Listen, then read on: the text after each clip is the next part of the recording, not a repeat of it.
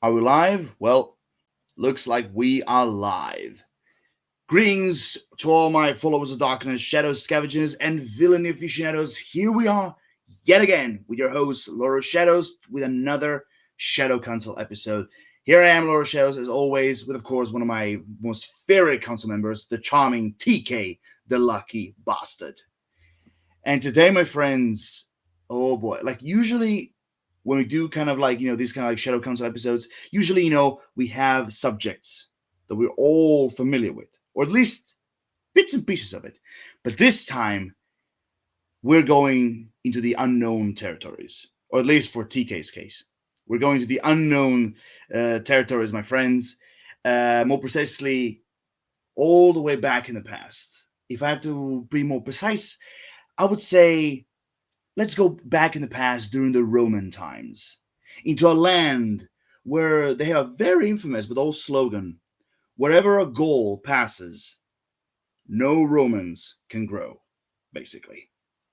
Yep, a very famous old slogan that you can only find in one of the most infamous, yeah, I would say one of the most infamous European comic books franchises. Yep, this time, I cannot believe I'm doing this. Like this time, the Shadow Council episode is proudly presenting to you the subject of today's episode: Asterix, also known as Asterix the Gaul, the Adventures of Asterix, also more commonly known as Asterix and Obelix. Okay, first and foremost, like I just want to say right here, right now, I cannot believe we're doing this. And by the way, I just want to tell you guys, this was TK's choice. Okay, I give him a lot of different subjects, but this is the one that he chose personally. Just so you guys know, okay? But I always said I always welcome people, to basically gather new knowledge all the time, So this time it's TK's turn. I do hope you have questions prepared. But Yes. anyway, so yeah, so now with the subject known and everything, uh, yeah, the picture comes and goes. But basically, before we get started with the main questions and everything, let me give you guys a kind of sort of like a brief history of Asterix and Obelix, or just simply Asterix, the comic book franchise. Basically, it is a French-Belgian comic book series that was created by two artists, René Goscinny and Alberto Derzo, all the way back in 1959, with the official first issue coming out in 1961 with the title of Asterix the Gaul. And from that moment onward, it basically became one of the most successful comic book franchises, also one of the most best-selling comic book franchises in the world, in so many different languages. Right after, and this is an actual like fact, right after One Piece. I guess you didn't know about that, TK. Mm-mm. Yeah, yeah, it became the one of the best world-selling like comic book series right after One Piece. I was always kind of curious, like basically, if they entered in a Guinness Book of Records. I mean, I know that One Piece did, but I was kind of was like wondering if Asterix did the same thing. But Well, anyway, looking at the picture you had up, I mean, it looks like the kind of thing you'd find in the Guinness Book of World Records. I mean, basically, I mean, like I said, this is a franchise that existed all the way from like 1961 when the first issue came out, or should I say, the first comic book came out, which literally was titled Asterix the Goal. Now, basically, that's the overall history. Now, to kind of give you a little brief recapitulation of like the overall story of the franchise, basically, it's a story about like two goals, Asterix and Obelix, basically, and they're like crazy adventures with not just simply protecting their village from Roman invasions, but also at the same time, basically going all over the world, into many different tasks and missions, But the main part of this story was always those two protecting their village from Roman invasion. I mean, to kind of also give you kind of like a brief history when it comes to story wise, I mean, it's basically almost every single comic book starts with this part. Basically, starts with this introduction. Which is basically it goes like this: the year is 50 BC. Gaul is entirely occupied by the Romans. All Well, not entirely. One small village of indomitable Gauls still holds out against the invaders, and life is not easy for the Roman legionnaires who garrisoned the fortified camps of Totorum, Aquarium, Laudanum, and Compedium. That's the kind of overall summary of like every single comic book. Like it's right on the first page. It's like it's no big spoilers, and I kind of always love that. Like basically of like like you gonna see the entire map. You see like the old Roman like symbol with the eagle and everything, and basically you hear them say like the entire Gaul has been occupied.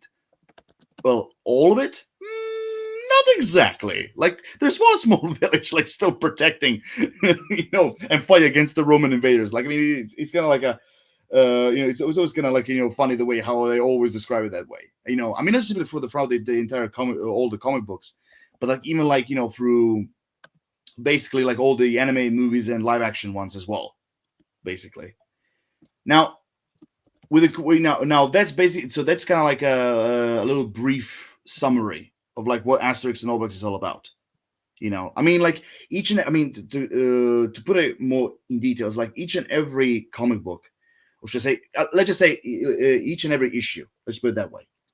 Each and every issue basically has its own story, but the main part of every single issue was always the Gauls protecting their village against the Roman invaders.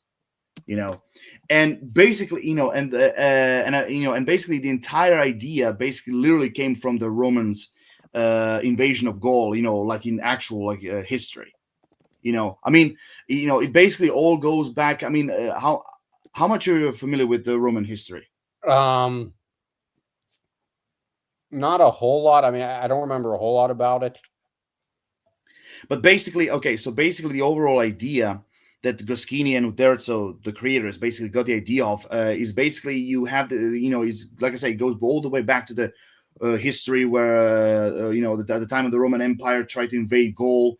And basically all the Gaulish like tribes basically, fighting together against the invaders, so to speak, and you have like, even like you have this like very infamous painting where you have like one of the most well-known Gaulish chiefs in real history called Vercingetorix, who is basically throwing all the weapons in front of Caesar, Julius Caesar, basically, who is kind of like in the comic books, he's kind of like the overall main villain, so to speak.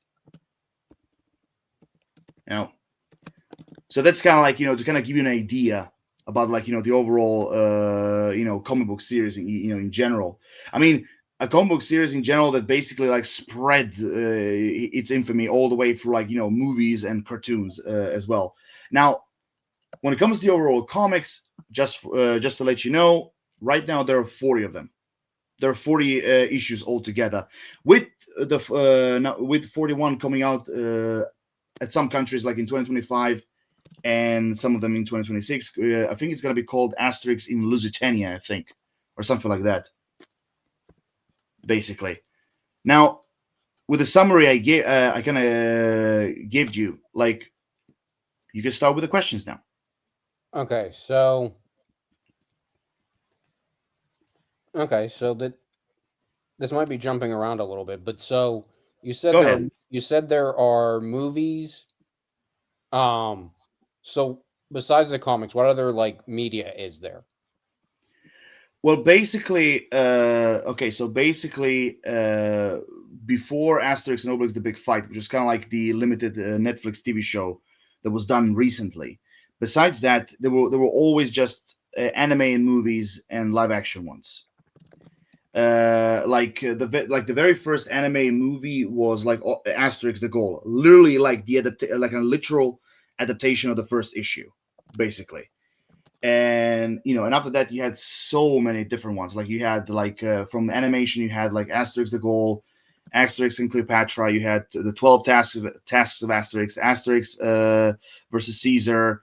You had the Asterix and the Big Fight, like the first actual big fight like anime movie. You had the Secret of Magic Potion, Mentions of the Gods, Asterix Conquers America, Asterix and the Vikings. uh Let me see which ones I forgot. No, I think I said all of them. And like, and also just to let you also know, in 2026 there's gonna be another Asterix anime movie that's gonna come out, basically, which I think, I'm not quite sure, but I think like it's gonna be called. Let me just check. I'm not quite sure of the name. So okay. I think it's gonna be called. It's gonna be called Asterix and the Kingdom of Nubia, which is gonna be like the next upcoming animated movie in 2026 when it comes to Asterix. Now, when it comes to live action movies, there's only been like 5 of them. Well, 6 of them actually. You had Asterix and Obelix versus Caesar. You had Asterix and Obelix Mission Cleopatra. You had Asterix and Obelix at the Olympic Games. You had Asterix and Obelix God Save Britannia. And you also, well, no, actually 5. And the 5th one right now is the new one, which is kind of like the only movie that was kind of like actually like created, not based on a comic book, Asterix and Obelix and the Middle Kingdom, which is kind of like Asterix and Obelix and their journey to in China, basically. Am I speaking too fast? No. So the live action movies. So I gotta ask this because I'm always curious with live action movies. So how faithful do you think they are to the cartoon and to the comics? Well, basically, the cartoons and the movies, the live action ones, every single one of them, they have the exact same elements what made Asterix iconic, from being over the top, from very cartoonish elements to bits different sounds to like references to pop culture. I mean, but let me just tell you, pop culture, like Asterix is filled with it. The comic books and movies and cartoons, they're filled with it. When it comes to recent facial like for example like recent cameos of like certain famous actors or pop culture references, jokes, if it's like even like some gadgets and everything, like there's even like some reference even with like phones as well in the comics and everything. But to kind of like basically answer your question, yes, the movies, they can pay a pretty good representation of the Asterix comics, basically. I think almost all of them, like they hit the exact same note as the comics always were, basically. Okay. Okay, I have another. So pop that picture back up, please. Mm-hmm. Okay, so this is probably going to be a dumb question, but who are the characters in the picture? The small guy, the big guy, and then the little cute white dog that I see in the big guy's hands. So basically, those 3 are basically the main characters. So the small one is Asterix. The big one is Obelix. And basically both of them are like they were like best friends all the way since birth, basically. And the little cute dog over there is basically, well, in the French version, in the original language, he's called Idefix, but in the English translation, he's called Dogmatics. Dogmatics. Yeah, that's the English translation for the dog. I mean, let me tell you this: like, there's all sorts of like characters with crazy names in the Asterix like comic books and movies. Like, for example, to kind of give you an example, like in the English translation, the chief of the village, he's called Vital Statistics, or the Gaul or the Gaul who sells fish, he's called Unhygienics. Yeah, because basically the fish he sells is not fresh. Which is also, I would say, if you ever start reading the comics, fish being not fresh, it's one of the main traditional elements in the comics. Because basically, in almost every single comic or even like movie, you will see the Gauls fighting between each other because, like, is the fish fresh or not? Just to let you know. You had that. I mean, like even like also one of the main characters, which unfortunately he's not in the picture, but basically, like also one of the main characters is the druid of the village, basically. Because I also kind of forgot to tell you one of the main things that makes Asterix unique, because you start to think to yourself, because I think you were asking yourself, how the hell could they have defended themselves against the Romans for such a long time? Did you wonder that? Yeah. Okay. Well, I'll tell you. There's a trick why they defend themselves, because the druid, who in English translation he's called like a Getafix, he's basically the creator of a certain magic potion that gives them superhuman strength for, like, let's just say, for like briefly 10 minutes, and when they drink the magic potion, they beat the shit out of the Romans. And that's like one of the main elements what makes Asterix a very comedic comic book franchise. But also, let me give you another fact about the main characters. I mean, are you catching up? Yeah. Okay, but let me give you another little like fact. I'm gonna go back to the picture. So the big guy, Obelix, he doesn't need a magic potion. Are you wondering why? Yeah, he kind of looks like, no offense to him, but he kind of looks like he should. I'll tell you why he doesn't need a magic potion. Because when he was a kid, he fell into the magic potion, and he got infinite strength.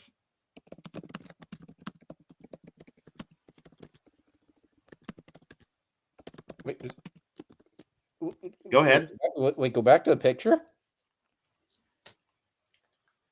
Okay, let me. So basically,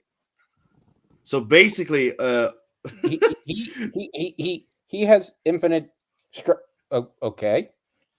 Yes, he fell into the magic potion when he was a kid, and he basically got unlimited super strength. He looks like. How can he have unlimited super strength? He looks like the Viking from Frozen.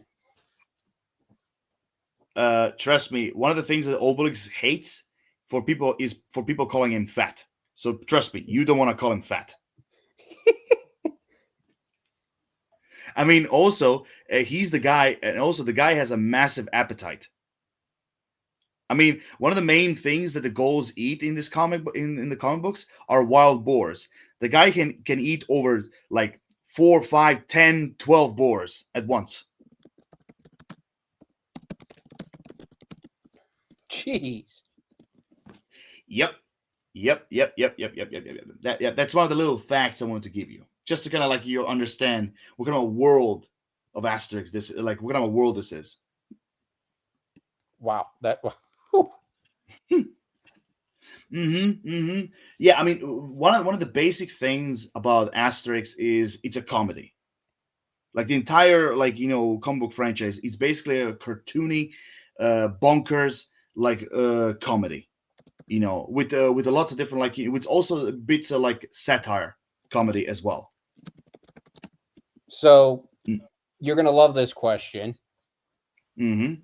I always find a way to bring this up. Maybe I secretly like it. No, I don't secretly like it. But so would you say, just going back to live action stuff for a sec, would you say comparatively speaking, they do live action better than like say Dragon Ball did? Oh, absolutely. They did it way better. Way better. They hit the characters right, the fights, the story, the humor, the tone, the world building. Way better job. Way better job. But I will say this, because like one of the thing is like Asterix as a franchise, when it comes to live action wise, that's not a franchise when you decide to do a live action movie. That it's not a franchise that you can basically created to be like serious or like what was the word I'm looking for? Grounded, you know, or like basically a darker tone or something like that. That's a franchise. There's no freaking way you can do Asterix movie without like the comedish, cartoonish elements. Like that's literally a part of like Asterix DNA, basically. Because first, because I've seen, for example, I've seen some people reviewing. Well, I see some like Americans review the Asterix movie, the live action ones, and most of them, I'm not saying all of them, but most of them, they thought like the Asterix movies are stupid because like for them, like they're too cartoonish, too silly, that are so over the top and everything. And I'm like, that's Asterix. I mean, that's the whole point, for to be over the top, to be cartoonish, to have that satire humor, to have like those like bonkers elements and everything. Because like again, it's a franchise you can't do seriously. You can't. Wait, hang on. What is it? Okay. Mm. Okay. So tell me about the Netflix series.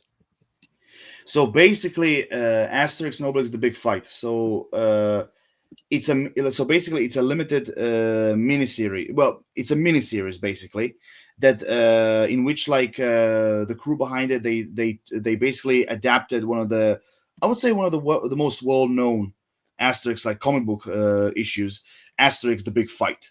Basically, it's and it's basically almost a 100% adaptation of that comic, basically, with like some bits and pieces that are like a little bit different than what it was from the comics. But basically, the entire story, the main plot of the big fight was always that it was always separating two plots, basically. Like first and foremost, like so basically the first part of the Asterix and Obelix: The Big Fight story was always that Obelix basically throw a menhir, which is kind of like a big pointy rock, basically, gigantic rock. He basically threw it at the Romans because they tried to capture the Druid. The menhir, basically the rock, basically, instead of falling on the Romans, fell on the Druid, basically, and basically that hit basically caused him amnesia, and he went all like basically goo goo gaga. He went all nuts. Like he couldn't remember who he was, or the village, or even the recipe for the magic potion. So that's kind of like so basically that's kind of like the first part of the plot. The second part of the plot is basically Julius Caesar trying to basically destroy the Gaulish village once and for all. But and what better way to do it than with a big fight, which is kind of like a Gaulish traditional battle between like two Gaulish chiefs, basically, in which like one Gaulish chiefs challenges the other, and if one of the Gaulish chiefs defeats the other one, basically he takes control over the other chief's village. Are you kind of catching what I'm saying? Yeah. And basically the trick of that was there was a Gaulish village that basically were Gallo-Roman, basically. So they were Gauls, but more they were more like they were more connected towards Roman, the Romans, basically. And so Julius Caesar thought like okay, what better way to destroy the Gaulish village but to basically uh, get this Gallo-Roman chief to challenge the Gaulish chief, basically, into like finally destroying them once and for all. I'm really trying to like try to make it simple as possible for you. Yeah, no, that makes sense. Yeah, but basically, that, just like the comic, that's basically the overall plot of the Netflix series. It has like 5-6 episodes, which literally you can watch them like in like 3 hours, basically. And I have to say, and I do have to say, of course, there are some differences, but like I have to say, the way how the way how they're so close to the original. I mean, it's absolutely amazing. I mean, to kind of give another fact, like the Asterix: The Big Fight, they already tried to do that storyline before. like from like as an anime movie from the 80s, basically. But but the problem was with the story was it was more. Um how can I put this? Okay, let me put it this way, because I don't want to make complicate. I don't want to make things complicated for you. When Asterix, they adapt the Asterix, into an anime movie or a live action movie. They take inspirations, or should I say, they take inspirations from different like comic book issues. Like, for example, when you see Asterix and the Big Fight, you think like, okay, they're adapting the Big Fight. Not exactly. They could easily take like bits and pieces from like that comic book, and they can took like story wise bits and pieces from a different comic book issue. I mean, do you understand what I'm saying? Yes. Okay, so basically, the from the 80s, the Asterix and the Big Fight like movie, they took storylines from two comic books: Asterix the Big Fight and Asterix the Soothsayer. Which is basically about a phony fortune teller, basically called Prolix. And basically throughout those two comic books, they create this like Asterix the Big Fight, anime movie in the 80s, but it was never a full on adaptation, just like the Netflix series.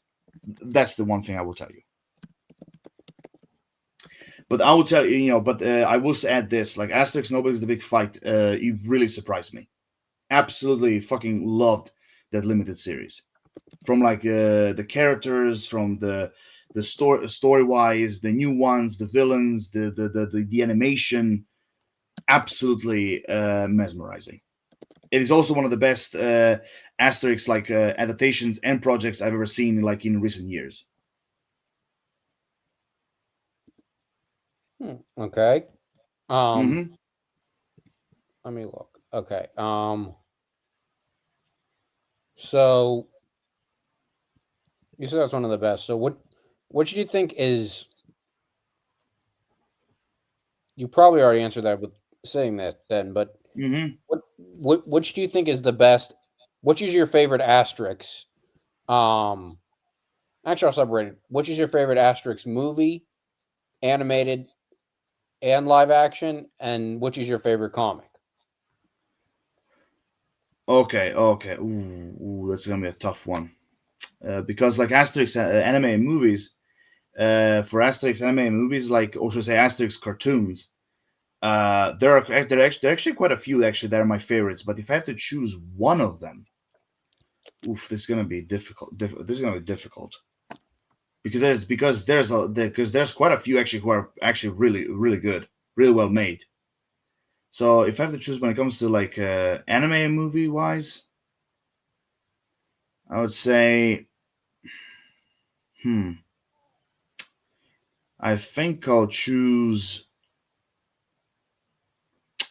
Oh, that's tough. That is tough. My God. Okay. Okay. Here's the one I'll choose, because and only because it's an original story. It was not adapted from any of the other like Asterix and Obelix comic books, and it was also written and directed by the same creators of the comic book series. So I would say my favorite anime movie is definitely the 12 Tasks of Asterix. That's my favorite anime movie. Now, when it comes to live action wise, oh, like this is easy. Like the very first one they did, which is Asterix and Obelix versus Caesar. When it comes to live action wise, now ooh, comic book is a tough one. That's also a tough one because there's quite a few that I really liked. But if I have to choose out of all of them, oh man, oh man, like there's a lot of them that I love. But if I had to choose when it comes to comics, uh, I don't know. Like out of all of them, I would say Ha ha ha ha ha. Okay, okay, okay. Out of all of them, and again, it's let me it's like one of my favorites, and it's also definitely one of my top five Asterix comic books. But out of all of them, I'm gonna choose Asterix in Switzerland. Hmm.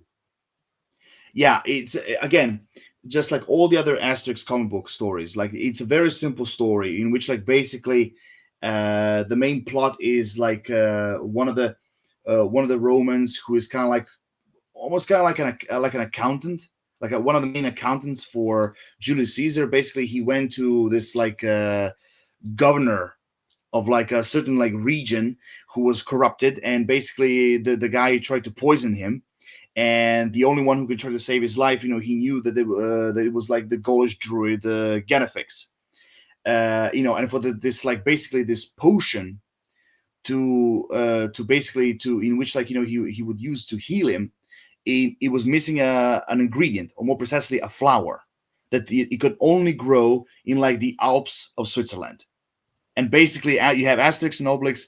They go in this on this adventure to try to find this flower, to try to like cure the guy and everything, and during that time this like corrupted official basically is trying to hunt them down and destroy them before they can reach the flower, basically. Again, it's a very simple story, but like because of the characters and the overall tone and everything, like I don't know, like I would say it's like definitely one of my favorites. Okay. Let me see if I can give you another hard question. Okay. Let's see. I got okay. Okay.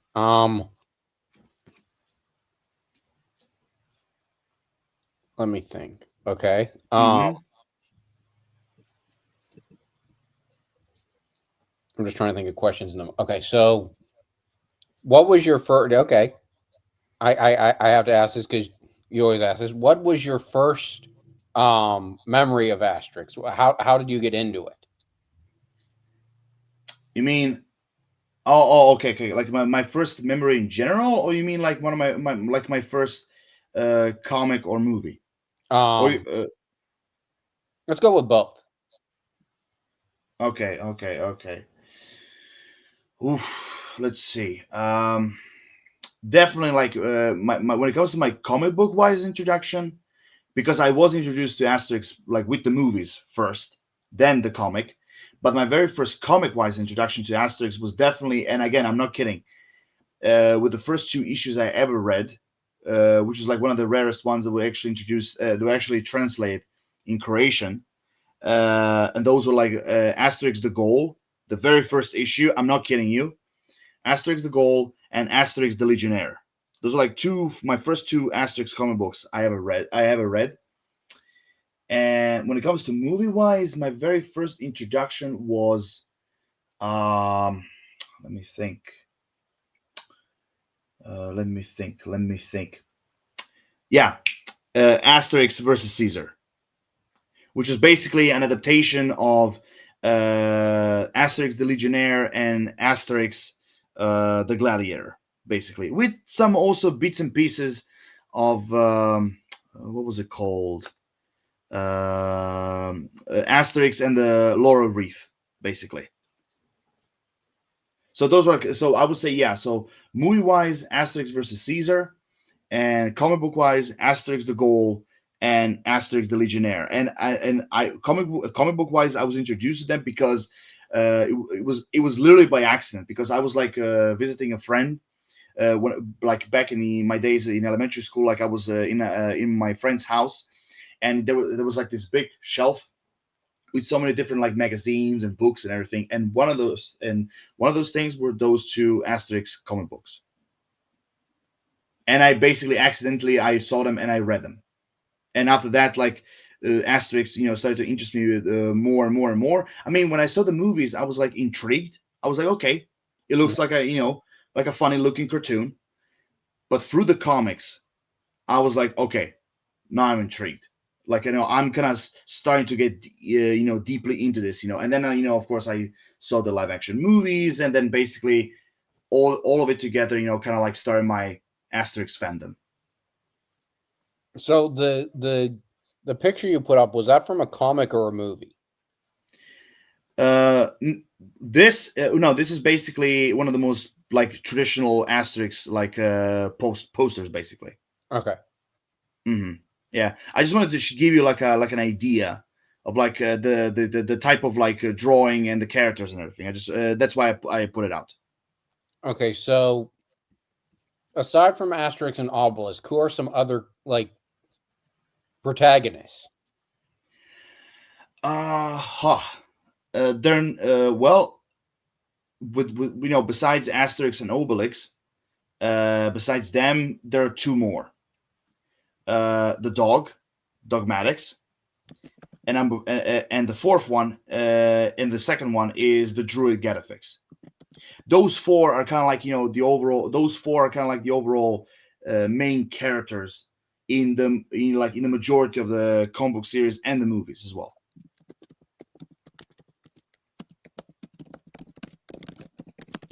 And so okay. So that probably answers my other question. I was going to say about the villains. Well, like I said, the main villain of like I said, the main villain of the overall Asterix franchise was always Julius Caesar, the emperor of Rome, basically. You know, because like, you know, with simply one simple target, and that is to destroy this last Gaulish village that basically stops him from, like, you know, saying the goal is mine, like the goal is complete, basically, like, you know, I took over everything. So yeah, but like besides him, each and every issue, they have their own, like, you know, kind of like main villains, basically. Like, for example, like I said, the Asterix and the Soothsayer. The main villain is this like prolix guy who is basically kind of like this fake fortune teller, basically. Or for example, you have Asterix and the Normans, or more commonly known as Asterix and the Vikings, where basically the Vikings are the main villains, basically. Or even like you have also Asterix and the Goths, where the Goths are the main villains. You know, so like basically, the villains, they differ from issue to issue, but basically they all have one thing in common, and that is, of course, the Romans and Julius Caesar.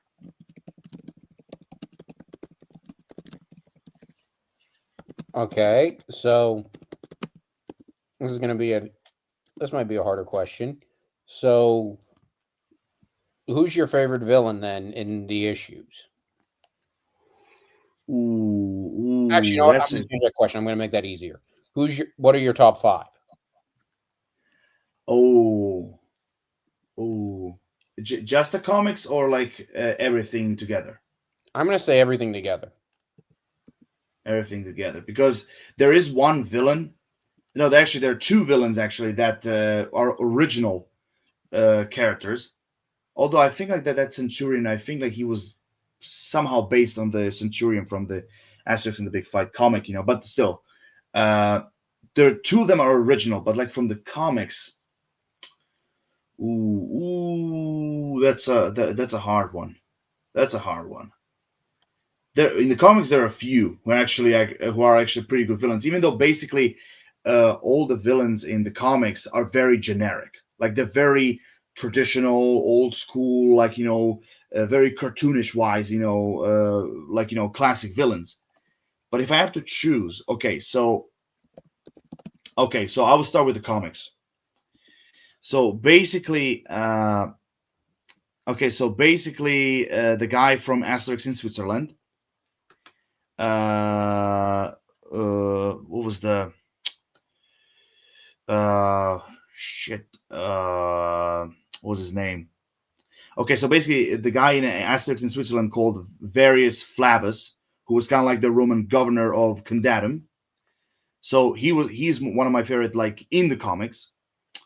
Also, one of my favorite ones is also that was from the comics, is also the one from uh, Asterix and the Cauldron. I think it was called. Oh my god, I kind of forgot. Okay, yeah. So Asterix and the Cauldron. which I don't remember the guy's name, but like he was like one of the Gaulish chiefs basically. And like I said, all the villains in the comics are very generic. But like so, Flavius, like the governor from Asterix in Switzerland, the Gaulish chief in Asterix and the Cauldron, just because like of basically the entire scheme that he had throughout the entire time,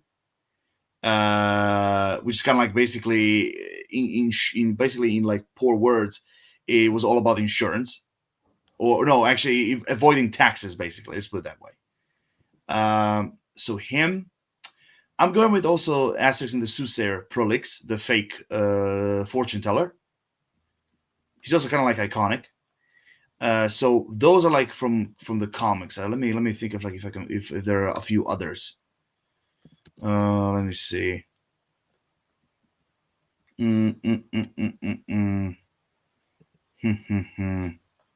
No, from the comics, those are the three ones I would say are my favorites. Now, when it comes to other in other like movies and everything, Demonix and the Centurion called Fast and Furious.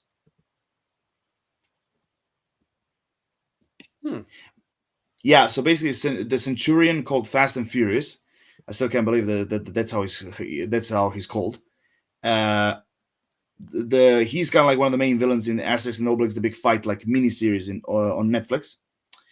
And the Demonix guy, he's basically a rogue evil druid, basically.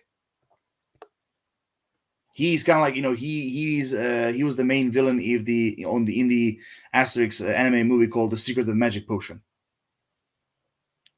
Also, just like 12 Tasks of Asterix, also another originally created like Asterix movie. Okay, so sticking with villains. So what would be, if you could create a villain for Asterix, what kind would you create?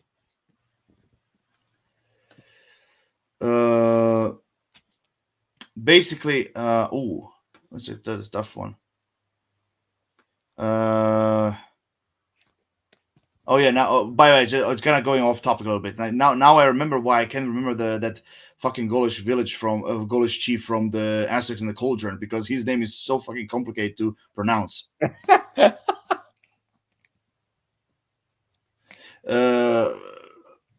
Because like it's okay. So bear with me, okay? Bear with me. So I'm gonna try to say his name. He's called Chief Whose Morals Are Elastics.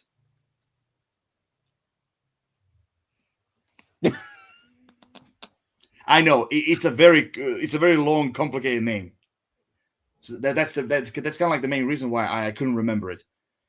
But basically, he was kind of like the main villain of the culture. Now going back to and also spoiler alert, he's a chief who basically done some business with Romans, and he has like a big cauldron of like coins, basically, because he was a very stingy chief, very stingy.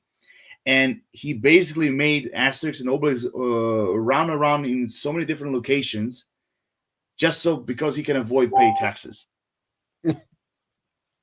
Like I'm not kidding you. That's kind of like a brief summary. But anyway, to go back to your question, what was the question again? The question was, let me think what the question was. I hate when I forget my questions. I think you said. Go ahead. It was sticking with the villains. What kind of villain would you create for Asterix? Well, throughout actually from time to time, actually, I actually had two villains in mind for like an Asterix adventure. One of them was a pirate, and because basically one of the main characters in the Asterix universe is also a pirate crew. That from time to time, Asterix and Obelix they meet at sea and they beat the shit out of them. And every time when they beat the shit out of them, they sunk their ship. So each and every single time, they have a new ship. Every time. So, yeah.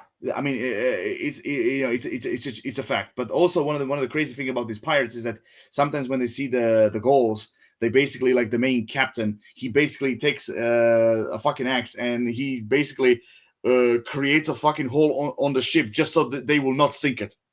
Yeah. Like he will rather sink his own ship rather than seeing the goals sink it by themselves. Like it's crazy.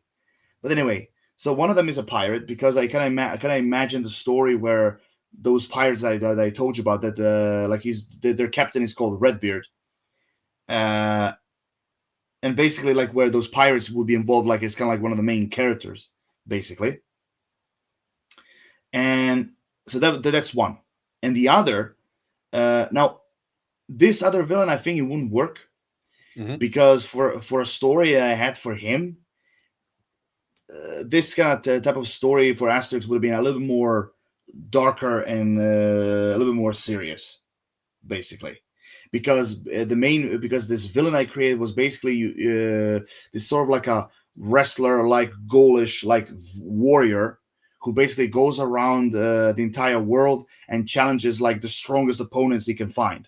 Hmm. So one of the main characters of this story would have been Obelix because like in that Gaulish village he's the strongest warrior, so Hmm. he will basically try to challenge him, and literally in one of my designs he has a belt made of like gold and silver that kind of resembles a wrestling belt, and I kind of had like a joke that basically at the end Obelix like takes his belt and everything, like yeah, in which like not but not as a trophy, more like by accident, in which Hmm. like basically his pants drop and everything, like something like that basically. But this character, I mean, he would I kind of imagine him to be like a mixture of The Rock and The Undertaker. Okay. I mean, that's kind of how I imagine him. I can kind of picture that. Yeah, yeah. But again, the story is a little bit difficult to put it in an Asterix world because again, it's a little bit more serious and darker story, basically.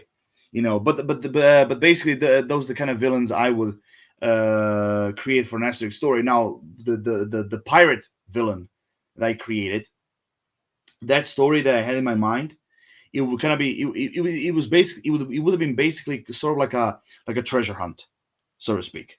Well, and it sounds like the way you're describing Asterix, it sounds like a pirate character could work better because you could easily make a pirate comedic.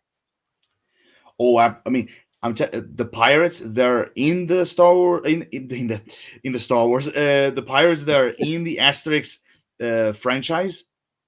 Oh my God, like they're like one of they're like one of the comic reliefs in the overall stories because the only plot they serve is basically they're at sea, they try to board the ship, and then all of a sudden on that ship are the goals, and basically the goals go to their ship, they beat the crap out of them, and they sink their ship.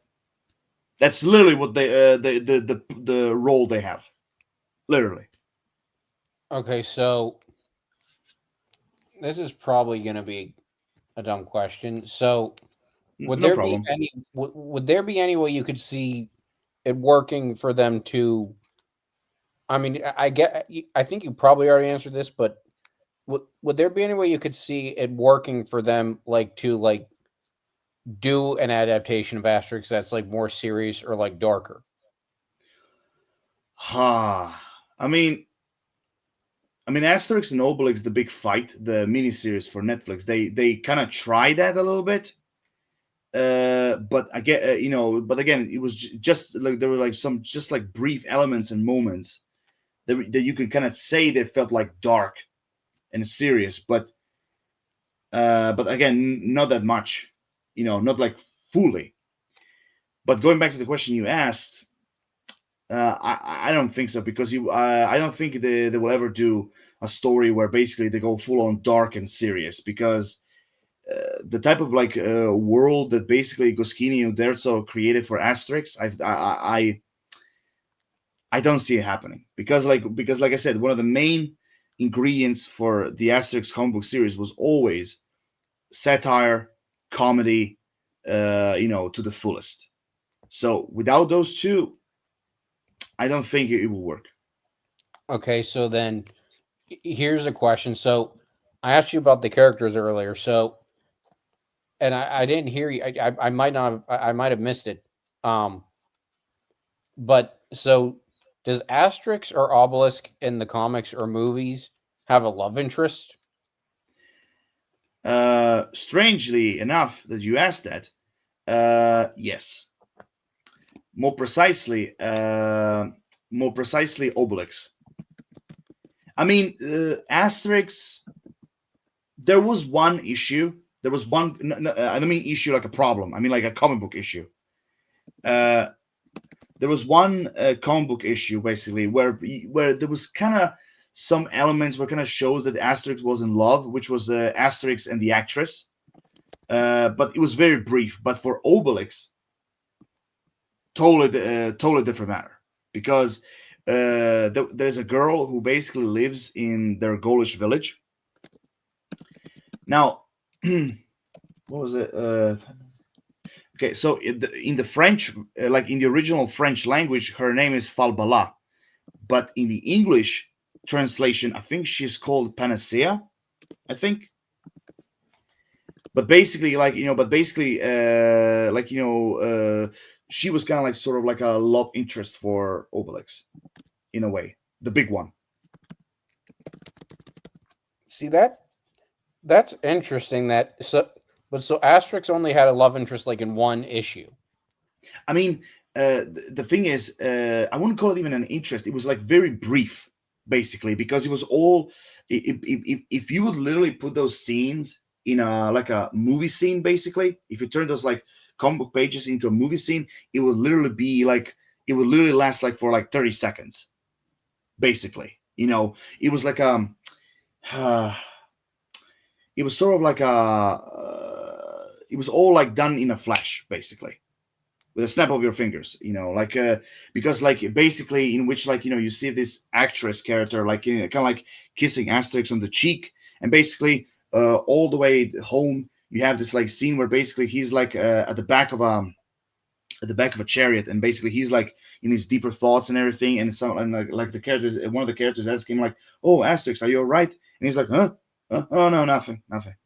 Like that's like the only thing they ever did, which kind of lead which kind of lead it which kind of led a little bit into the kind of this love interest material, but it was very brief. Like I said, Obelix was the only one who had some like love interest, but it was only one-sided, like Obelix's side, basically. For Panacea, this like female character, she always saw Obelix kind of like a friend or a brother.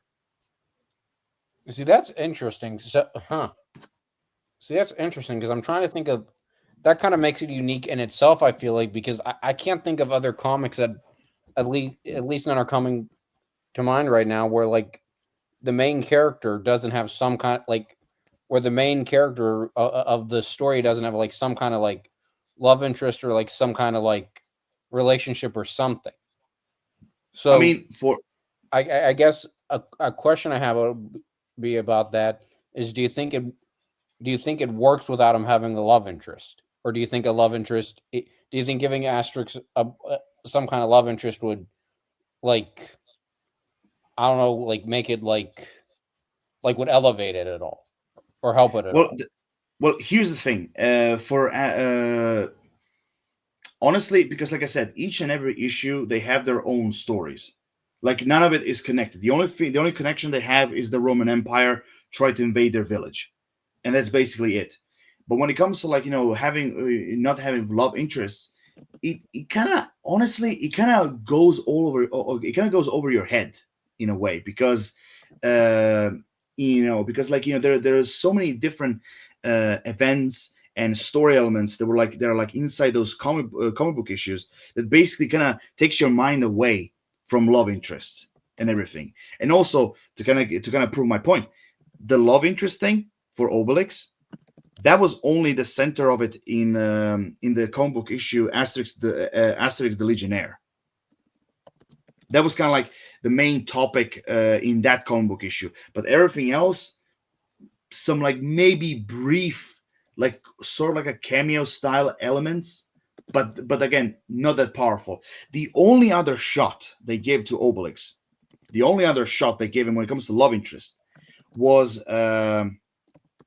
basically when they did the anime movie called Asterix Conquers America, basically, in which, like, Asterix and Obelix, they landed, which they tried to rescue their druid, and they basically landed in the new world, basically, and then in which, like, they met the Native Americans, basically, and Hmm. the chief's daughter, yeah, and the chief's daughter, who was, by the way, saved by Obelix, she basically fall in love with him. And, like, basically at the end of the story, where basically you have Obelix, Gatafix, and Asterix, kind of like, basically for them, is, it was time to go home, to back to their own village. You have this kind of like, kind of like a sort of like a emotional, a little bit dramatic moment where basically, like, the chief's daughter was kind of like, sad to see basically Obelix leave.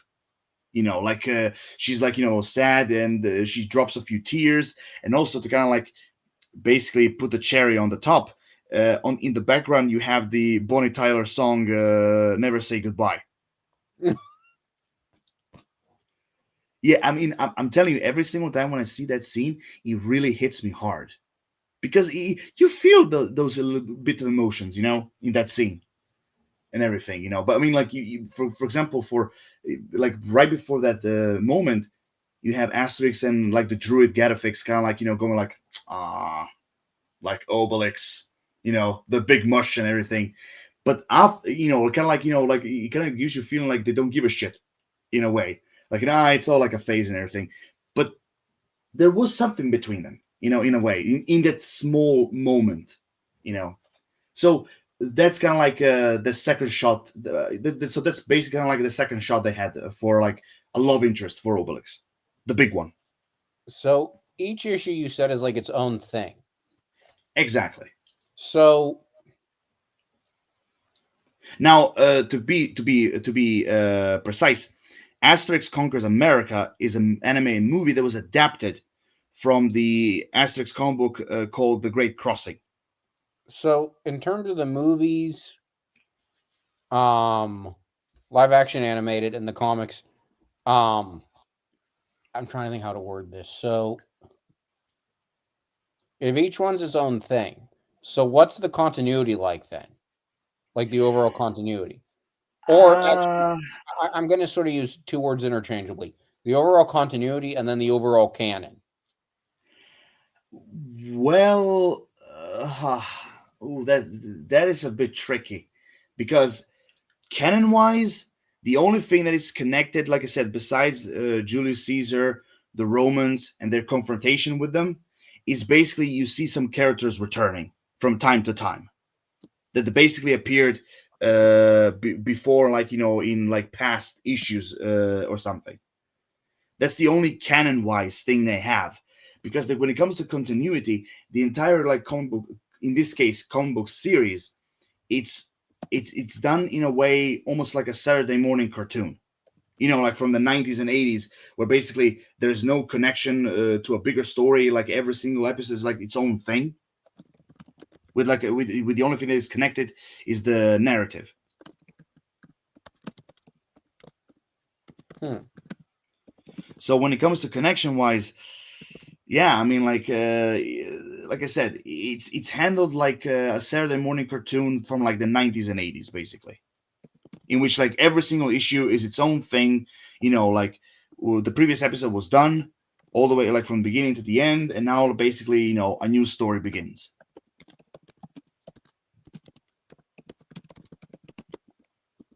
So it's sort of like I just thought of a show I'd compare it to. Then the only show I can think of the only show I can think of I would have a reference for that I could compare it to would be which was sort of this way would be the Grim Adventures of Billy and Mandy.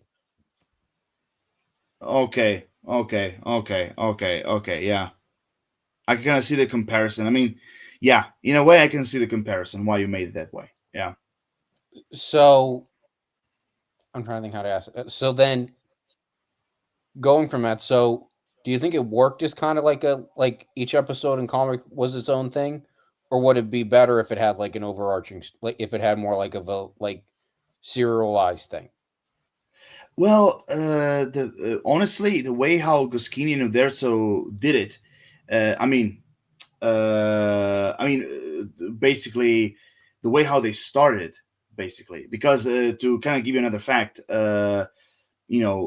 basically Goscinny and Uderzo, they worked together on Asterix all the way, like from the first issue to like Asterix in Belgium, and then unfortunately Goscinny passed away, and basically Alberto Uderzo basically continued on his own, and then later on, basically later on, he passed the torch to other French comic book writers to continue Asterix.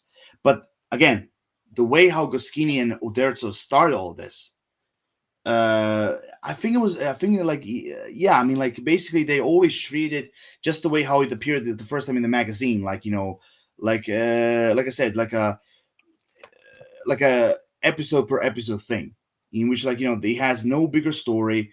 He only has a narrative to kind of give you an idea at what time and why all this is happening, and in which basically like every single issue was a different story. And for a comic book like that, the way how it was created, in a way it works, because like I said, one of the because again, uh, just like again, it kind of brings me back to another comic book character that in a series that also is European, called Lucky Luke, which is a western. That series also has like like issue per issue story, like it has no connection. Because usually the types of comic books that these two are done, it's usually, like I said, it's usually one of those stories that it was never meant to be a bigger one.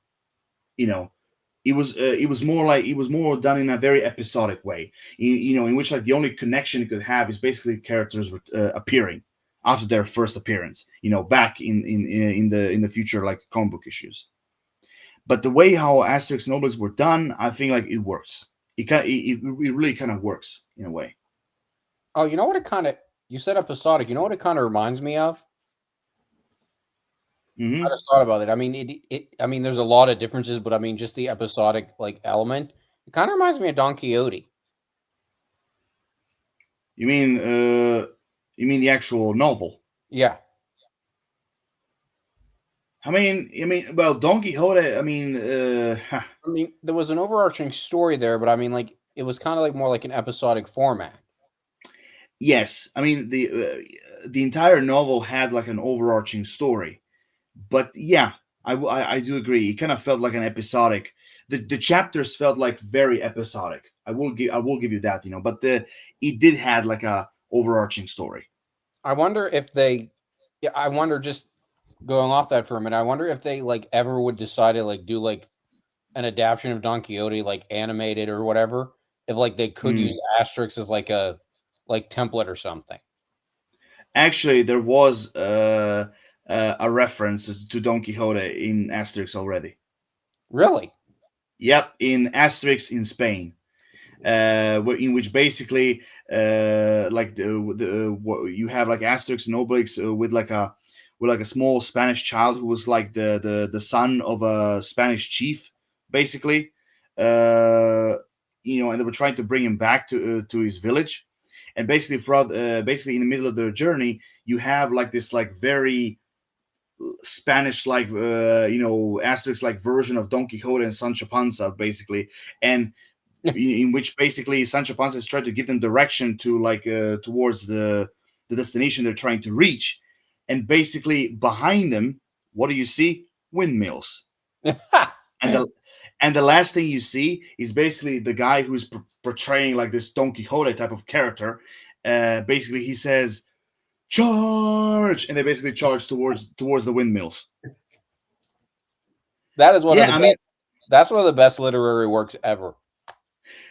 absolutely, absolutely. Like creatively, and also at the same time, it kind of shows you basically what imagination can do to you if Yeah. you take it too seriously. But also, that's one of the things I want to tell you, because that's one of the reasons why I love Asterix, because it's filled with pop culture. so much pop culture, not simply book wise, but like even like movies and actors and like modern like references. Like it's filled with so many things. I mean, I'm telling you, like for example, there are a few. Actually, let me give you like some references. Wait.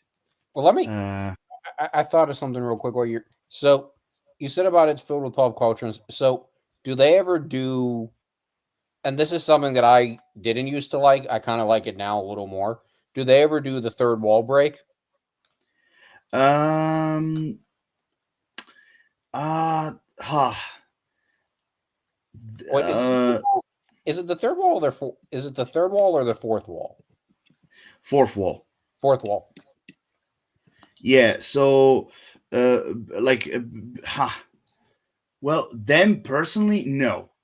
The only time they broke the fourth wall is basically when they released like a special like anniversary novel in which basically they told all kinds of stories, Asterix wise, So that was the only time they kind of broke the fourth wall. But like inside the story, no, like them personally, no. Okay. But they did that through other characters. Most of the time, there were animals involved, Okay. but also kind of give you an idea of like pop culture like references.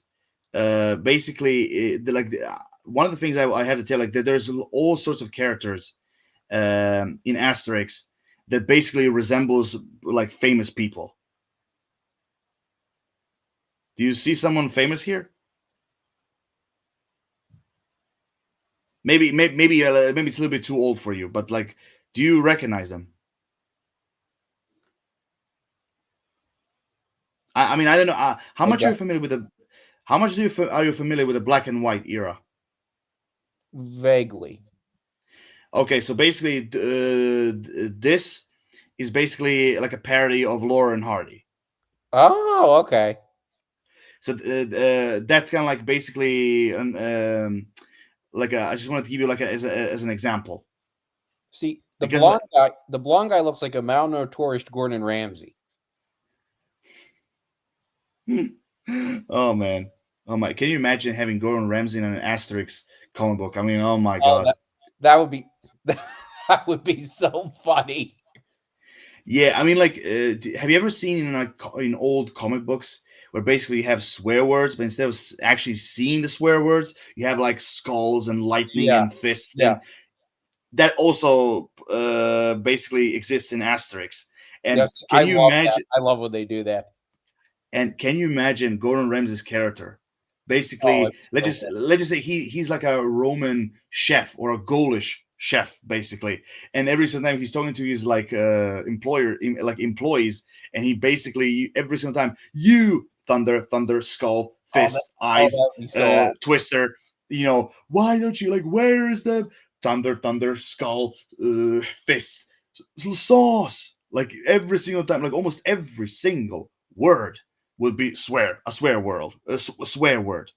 Oh, Oh for man. sure. And you know, you know one thing I know for sure is if they wanted to use him in that, I don't think it'd be too hard to get his permission because he does everything. Oh my god. Yeah. Like Uh.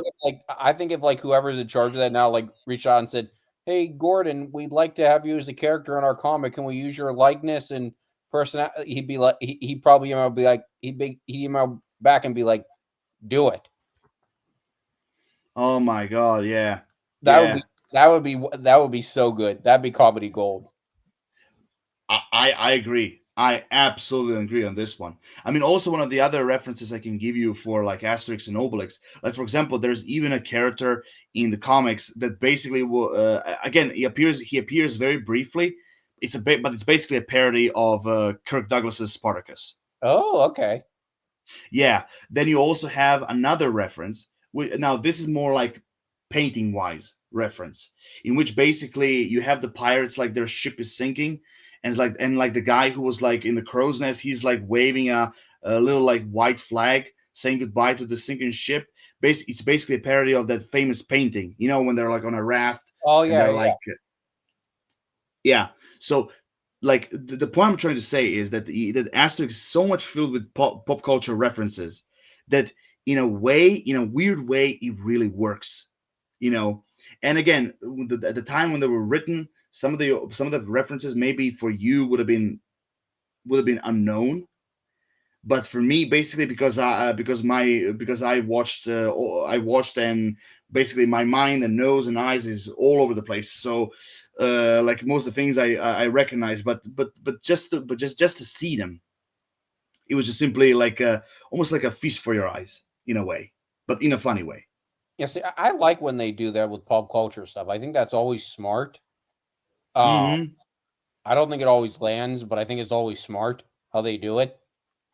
Um, Yeah, I mean, they also did again very briefly. They did the in the Asterix and the Big Fight comic book issue. They did like a small, very small, like reference to Napoleon,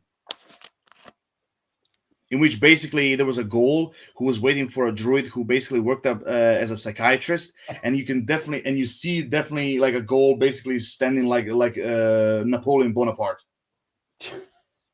that's funny. Give me one Yeah, sec. Give me 1 sec. I'll be right yeah, back. no problem at all. 1 sec. No problem at all. Yep.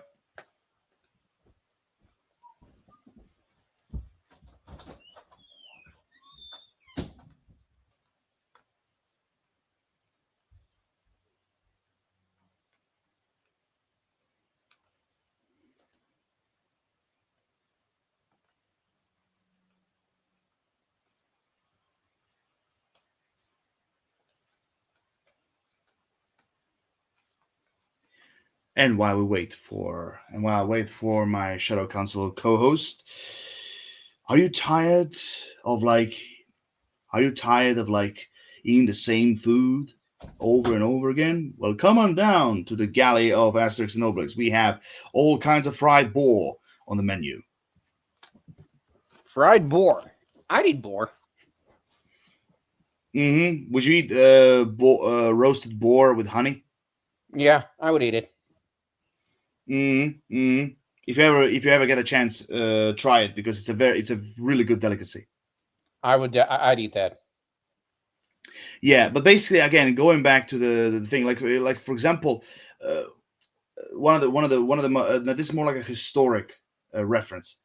But one of the things that happens in, for example, Asterix and Cleopatra, which is a very very iconic moment, in which basically you see Obelix climbing a sphinx, basically, and while he's climbing a sphinx, uh, basically he stands with his leg, he stands on the nose, and the nose broke and fell down. Mm. And that's basically kind of like a joke on, like, oh, so that's how a sphinx lost the nose. Where basically, like, you feel like, okay, Obelix climbed the sphinx, and basically that's how the statue lost the nose. That's funny. Yeah, I mean, like I said, Asterix and Obelix, like the comic book series, even like the movies, are filled with stuff like that. Filled with stuff like that. Hmm. But anyway, I'm all talk, talk, talk, talk, talk. But like, do you have any more questions for me? Um, I'm trying to think. I had one, but I forget what it was. Okay. So what else? What else do you want to tell me about Asterix? What else should I know? Well, one thing for certain, which actually I've said multiple times, is that first and foremost, like, if you ever like try to read a Asterix and Obelix like comic book, for example, one of the things you do have to realize is that it's not a very typical like DC, Marvel, Vertigo type of comic book. Like I said, one of the primest ingredients in Asterix was always satire and comedy, and it's also very cartoonish. Kind of like going in the Looney Tunes type of like direction, basically. So that's the first thing, like, you have to know. And majority of the other stuff, basically, that you need, that when it comes to like for you to for the need to know, I basically told you everything. But again, if you don't want to read the comic books first, I mean, like, you can start with the anime movies or live action ones. I mean, but for the live action ones, I do have to warn you that like almost like all the other like anime movies, they're all in French because it makes because literally Asterix is a French creation.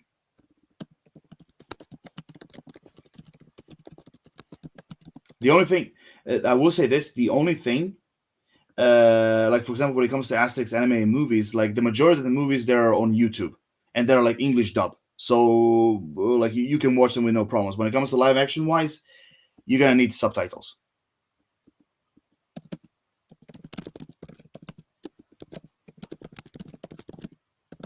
Okay. But one of the things that you will find out definitely with Asterix that it's a very unique comic book series, very unique. Yeah, it sounds unique. It doesn't sound like I can't really think of anything I would compare it to. Really, that like I'm trying to think if I can. No, I can't really think of anything I'd really compare it to. Just by the sounds of it, I can't really think of anything that like I'd say it's like. I don't think I've like read anything like it or seen anything like it. I mean, Yeah, yeah. yeah. I mean, like I said, like even like not just simply like with the comic books, like but even like I said, the movies themselves, like even they are like the same way as unique as the comics. So okay, so I have a question, and this question is probably going to get me in trouble, but I'm still going to ask it. Oh boy, Okay, go ahead, go ahead. mainly because I have to ask this question. Um,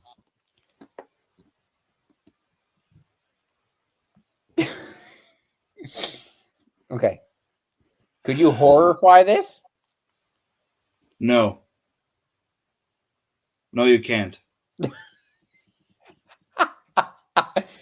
The closest I think, like the closest you can do with Asterix and Obelix, if you turn it into some sort of like a Braveheart type of movie. That's Okay, that's the farthest you can do. so I'm going to guess Asterix, since they're still doing stuff with it, I'm going to guess it's not public domain either. No, no, it's not the public domain because if I'm not mistaken, I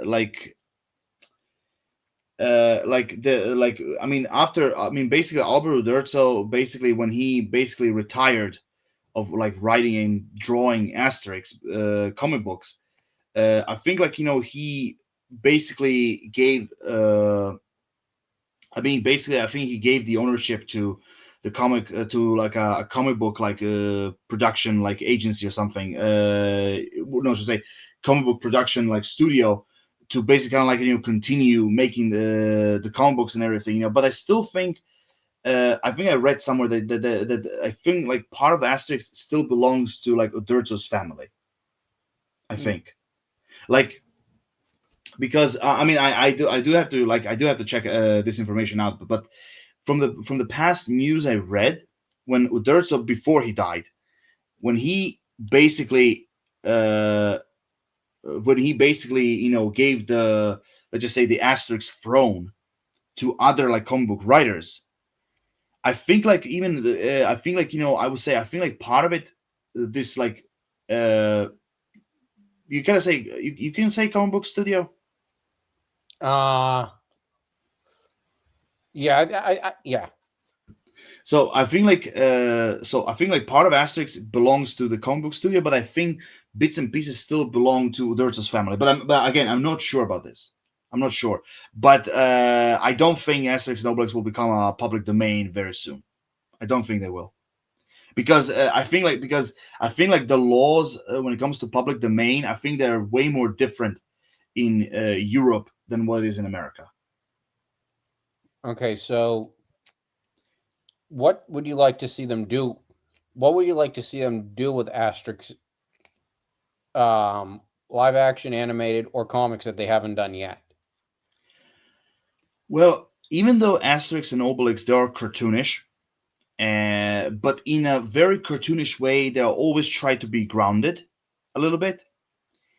So if I have to choose, I would say, like, for example, like, it's not one of the most infamous Asterix issues, basically, but the like the very last one that Alberto Durza did before he retired was called Asterix and the Fallen Sky, which is basically the main plot of this comic book issue are aliens, literally aliens. So, and again, it's not a very famous out of all the issues when it comes to Asterix, because a lot of people have been criticizing this one because, like, like why the hell would you bring aliens into this? Like, it doesn't make any sense and everything. But I do respect what Alberto Durza was trying to do. I do respect that. But if I have to choose, I would say maybe sometimes I really wish that the Asterix and Obelix can sometimes go a little bit more supernatural. I mean, Asterix, they did had some elements, supernatural elements, but I really want to see like a full-on supernatural story in like a comic book or even like in a movie, basically. I feel like, like out of all the elements they've used, I think like that's the one I would love to see, fully realized in an Asterix like upcoming project. Okay. Like, for example, again, sorry, to kind of give you an example, like let's just say, like, why not do like a Asterix and Obelix parody of Ghostbusters? I'm just saying, do like a parody of Ghostbusters, or for example, I don't know, like they encounter mermaids, or like they go in the kingdom of Atlantis, for example, like or uh, or maybe you can make them face off against the gods of Olympus. Maybe, I'm just saying, or even one more, or maybe like you can make, or maybe like I don't know, have Asterix and Obelix face up against a ghost ship or something. I mean, I'm just throwing like ideas into the mix scenario. Or one of the things I would love to see is also seeing Asterix and Obelix face, like, for example, giants. I would love to see Asterix and Obelix going up against the giants, because one of the things it would be really cool, because Obelix loves big, like opponents that are bigger than him. He loves opponents that are like way more bigger than him. So why not put him against a giant? I think that would be interesting. That could be interesting. Now let me see the picture again real quick. I just thought of a question. So Asterix. So this is probably a dumb question. So no worries. So they're supposed to be defending from the Rome. Asterix looks a lot like Thor. I mean, small and scrawny, but he has like a Thor look. Well, the thing is that in the old day, like in the actual like old paintings and drawings and everything, the way how Asterix and Obelix look, that's kind of like a typical Gaulish look, also. Because most of the tribes, because like not just simply the Vikings, but like even like the Gaulish tribes, back in like in the times of the Romans, they kind of look like that when it comes to clothes and helmets and everything. So that's a very, I would say, yes, I will admit he kind of looks like Thor a little bit, but it's also a very Gaulish traditional outfit. I do like if that's an indication of like the artwork, I like the artwork for it. Yeah, I mean, like I said, just from the artwork, you can see it's cartoonish, basically. Just the artwork alone kind of makes me interested. Yeah. I mean, like if you ever gonna start with, like, for example, reading the Asterix comic books, I mean, my suggestion would be for you to start from the beginning, from Asterix the Gaul, and basically onward. I mean, each and every comic book has like 40 pages or something. No, that's not too bad. No. I mean, for me personally, like from I mean, I have all the Asterix comic books, like right here in my room, and basically each and every issue, it takes me like what, like maybe like an hour to to read. Most of the reasons because I would sometimes take like a few minutes break. I'm trying to think about. I'm trying to look to see if I have any other. I think I'm out of questions. Go ahead. Yeah, I think I'm out. I think I'm out. Oh, you're out of questions. Yeah, I think I'm out of questions. Okay. Fair enough. Fair enough. Also, I just want to say one of the other one of my other favorite issues when it comes to Asterix comic books. I kind of forgot to mention that I haven't read that issue in a long time, but it's called Asterix and the Secret Weapon. And basically, the main plot,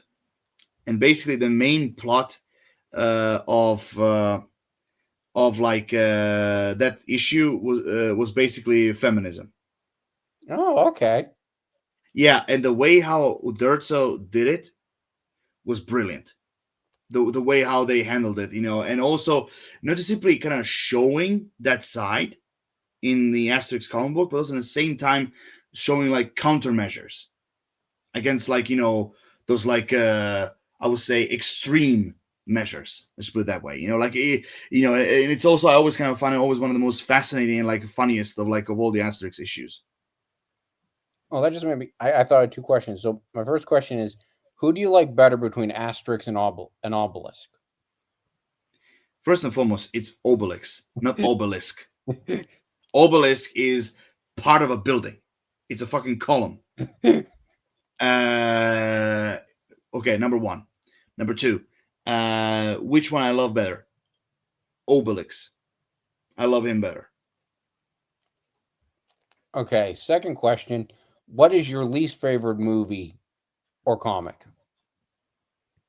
Oh, least favorite movie, I would say out of all of them, out of all of them, I would say Asterix and Obelix God Save Britannia, like the fourth live action movie they did. Not because like, and again, not because of the costumes or the world building and everything, but mostly the reason behind it is because the actor who played Asterix didn't work for me. So I would say that's kind of like the main reason why it's my, for me at least, the weakest of the live action ones.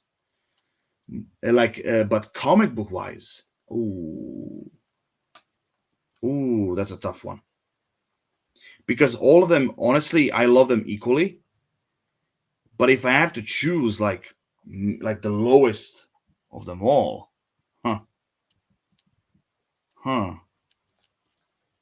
I'll go with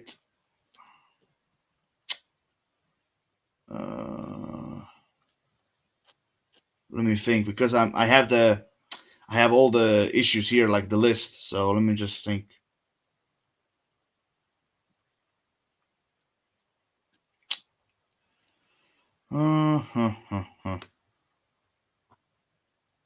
You know what?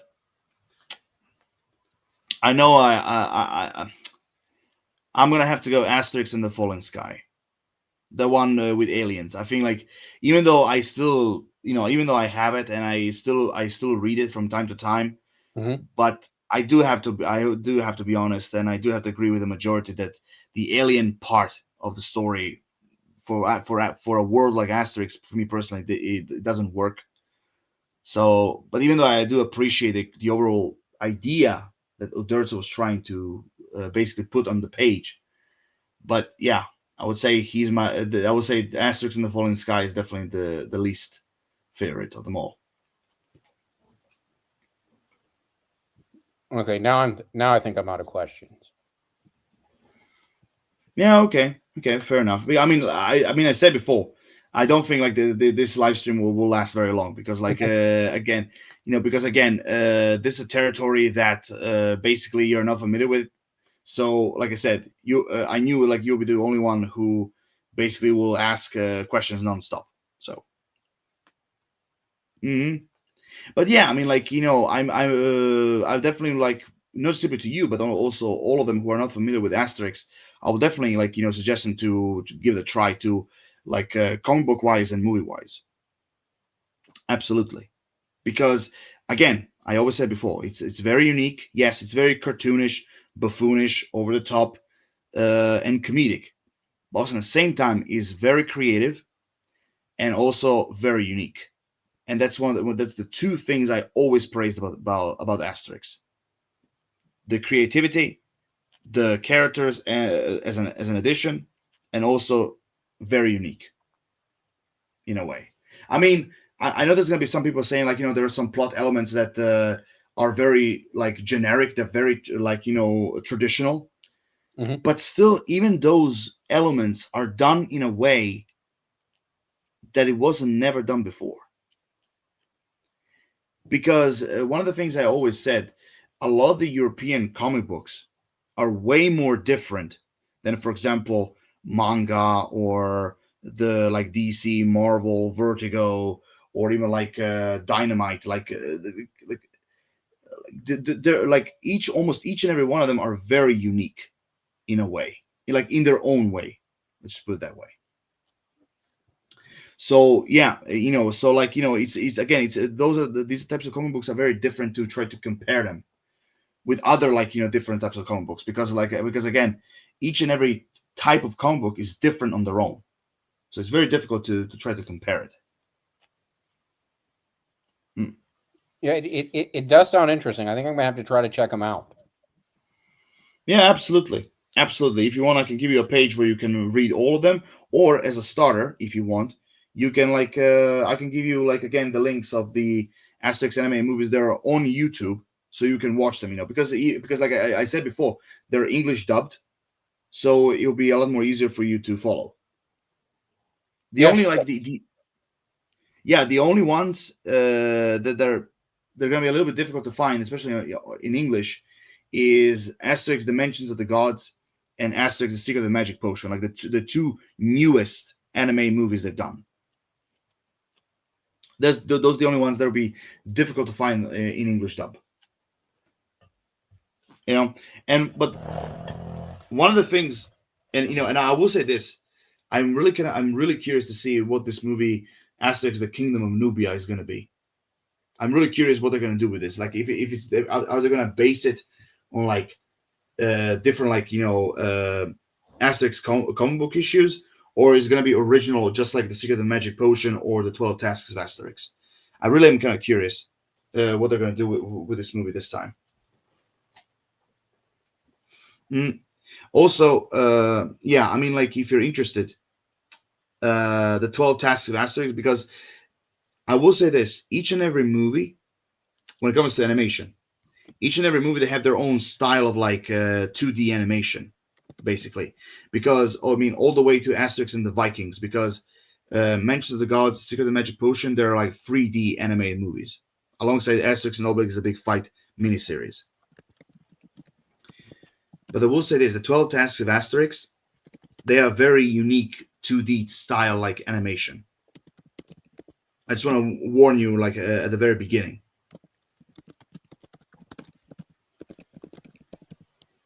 Can I ask you a question? What the hell are you typing this much? I'm just typing all this stuff down. Oh wow, I'm kind of amazed that you're actually keeping up with everything I'm saying so fast.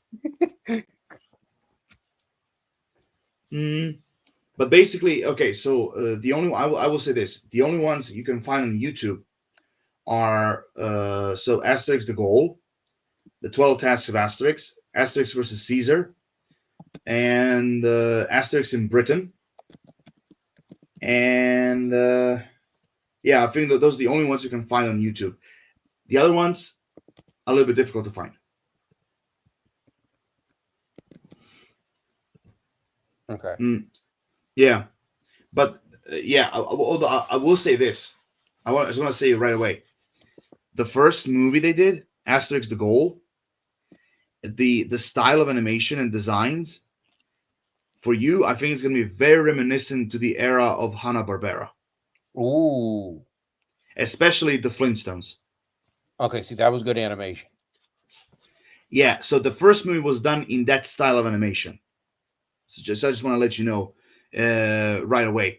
The others, more like traditional 2D animation. Yeah, see, that's good animation. I like that. Absolutely. That's Absolutely. vintage. Yeah, I agree. Absolutely agree. hmm Yeah. Now, I want to ask you that. Did you ever watch any French movies in your life? No, And I'm not talking like French movies dubbed, like actually in French. actually, French movies. I don't think so. Okay. The only reason why I'm saying this is because the live action ones, they're all done in French. So, like I said, for them, you're gonna need subtitles. hmm I'm trying to rack my mind. If I don't think I've seen any French movies. And that's okay. Like I said, I'm only trying to warn you in advance, basically. But yeah, overall, I mean, look, so far, I just want to tell you this. Like, I'm really glad that I'm really hoping that I helped you a little bit to kind of like find some sort of like an interest Oh yeah, definitely, for this. definitely. I'm really kind of curious to try to check it out. Yeah, and again, when you start checking out, I'm really hoping that you're gonna like it. Mm. Yeah. So basically, you're out of questions, right? Yeah, yeah. I'm completely out of questions. I think. Yeah. Well, I think like this is where we're gonna wrap it up because also I have work tomorrow. So, oh, we have a comment. Oh, it's not your normal geek. Hello there. I can't say I've heard of this. The only French movie I've seen is Vortex. That was a Yeah. weird, tough watch. Well, I mean, not your normal geek. Like as I said to TK, if you want to give it a go, basically you have some animated English dub like Asterix movies on YouTube. If you want to give it a try as a start, and then one day you can also try to read some comic books. Mm. But I will say this: I'm kind of surprised that he never heard of it because one of the most infamous countries where Asterix is sold in big numbers is Britain. Really? Yeah, Huh. yeah. I mean, like because yeah, I mean, like Asterix, like in general. I mean, to kind of give you like some small facts, like Asterix has been sold, uh, like oh my god, like how many languages? Like yeah, I mean, Asterix has been sold all over the world in like 120 languages. Wow. Yeah, yeah. How have I never They just heard of this before now? that's okay. You know, we can know everything like from start to finish. But yeah, I mean, like the Asterix is a really big hit, especially in Europe and all over the world. Has been sold in in 120 languages. Whew. hmm Yeah, absolutely. Yeah. So again, if not your normal geek is still watching this, like I told TK, if you're interested, give it a go. Animation, live action, or comic book wise. It kind of it kind of looks like Viz. Have either of you heard of that? Fizz. Viz, Viz. Yeah. The name of this, right? The name. Oh, me. Oh, yeah. I know what he means. I He know means what he the. means. He means like the type of media, right? No. Viz is a type of like comic magazine. Oh, okay. Oh, I see what. Okay. The art style, anyways. Yeah. I know what you mean. Not your normal geek. Yeah. Holy shit! I haven't seen Viz in a very long time. Oh man, but yeah, I mean, I do understand what he meant. Like, yeah, that the art style kind of is Yeah. similar to that, but it's actually much more colorful and much more clear. You know who I could see? Mm. You know over here who I could see getting the rights to this to Asterix to Asterix? Who? And honestly, I think he could do it in a good Yeah, I think he could do a good version of it. He'd make it a lot more crass, I think, but I think he's somebody I could see getting his hands on it. Seth MacFarlane. Oh no, no, no, no, no, no, no. I mean, uh, Sam MacFarlane, I respect the guy. In when it comes to Ted, Family Guy, American Dad, now with the Naked Gun movie and everything, like I respect the guy, but hands off Asterix. Now, that made me I don't think. want to see the guy near That Asterix. made me think really quick. Did you hear like years ago that he was going to do a Flintstones thing? Yeah, Honestly, like an adult Flintstones.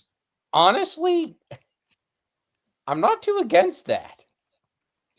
Yeah, but that's been a long time. I don't think like this show is moving forward. I don't know. I mean, I'm not too. The only reason I'm not too against it is I kind of like his humor. I don't know. Oh, Rogan. Seth Rogen, no, no, no, no, no, no, no. Sorry, sorry. I know you. It's a good. It's a good choice, but for Asterix, I'm sorry, no. One thing for certain: if Seth Rogen gets his hands on Asterix, we're gonna see actual swearing this time. Yeah, that's true. What about that? Made me think of something else. This is a little off topic. What about Hmm. Mikey Day? Would he be somebody you could see getting his hands on this? Ah, maybe, but um, again, it's very difficult because especially when it comes to Asterix, like all sorts of different medias owe the rights to him, So, Yeah, but also at the same time, you have to also think that does he like is there any interest in the audience in America for Asterix? Because one of the most challenging thing is to bring something on their screens that basically no one ever heard of before. that's true. I mean, to kind of give you an example, besides Asterix, there are other like European comic books. For example, like you have Alan Ford, which is kind of like a very comedic thriller, like secret agency slash comedy superhero type of like story. You have that. You have Lucky Luke, which is a western. You have Tex, you have Zagor, you have Dillian Dog. Like you have so many European comic books Hmm. that if you try to do even like there's another like villain centric comic book called Diabolik, basically, who is kind of like a professional thief, basically. There are all sorts of like European comic books that if you try to do in Europe, okay, there's a chance to have like a some sort of like a number of audience Hmm. because they heard of these properties Hmm. before. But to have this type of properties like in countries that no one ever heard of it before, it's a bit of a challenge. Okay, well, one thing that comes to mind with that is Case Closed comes to mind. That like it worked. It it never really hit over here for some reason. Yeah, yeah. I mean, okay. Before you continue, so coming from someone who doesn't understand the humor, etc., who would you like to see get the right to take the helm on like a series? Mm. Ooh, ooh, huh. Well, I mean, they already tried with Netflix with like Asterix and Obelix: The Big Fight. They already tried with them, so I can definitely see Netflix like continuing having this like mini series of Asterix for sure, alongside with the French production studio that did the Big Fight series. But honestly, actually who I can see do Asterix Hmm. again as a studio, I can see, for example, DreamWorks do it Okay. because the style of like the humor, the characters, the overall storytelling, it goes with the style of Asterix, like very similar. Okay. So I can see DreamWorks doing it. DreamWorks would make sense. Yeah. Disney and Pixar, I don't know if they will do this. Yeah, I I don't think they. honestly just seeing the artwork for it and everything, I could see more as DreamWorks and Disney and Pixar. I think like okay, I can see DreamWorks be more interesting into this. Uh, rather than Pixar and Disney. I don't know. I just feel like Disney and Pixar, like, I could see them maybe biting at it, but I feel Yeah, like but I feel like it lends itself more to. I feel like it lends itself way more to DreamWorks stuff. yeah, but the thing is, there are also some elements in the Asterix stories that I think like Disney and Pixar will definitely change and try to make it more deeper. Yeah. And even with those types of elements, Asterix sometimes it doesn't work that well Yeah. See, that's the problem with Disney and because DreamWorks. you're moving away from the traditional style. Let's put it, as when it comes to Asterix in this case. Well, that's the thing about Disney and Pixar. I think you're right. I think they would probably want to change too much. They'd want to find like some kind of like deep moral. Exactly. You know what else it kind of reminds me of a little bit?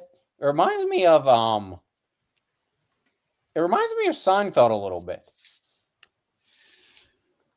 I mean, just in that like it's like more self-contained.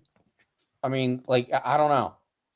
yeah, because like every single like I said before, like just like I said for the comics before, every single issue is self-contained, basically.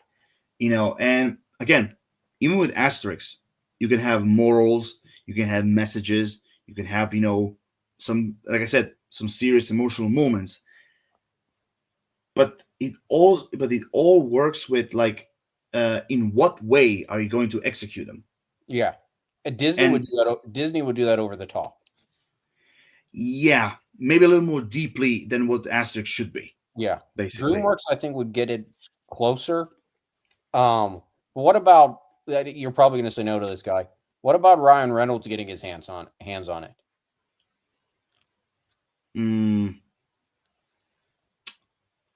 I don't know. I mean, I think he will give like a very Deadpool vibe to Asterix, which I think it wouldn't fit.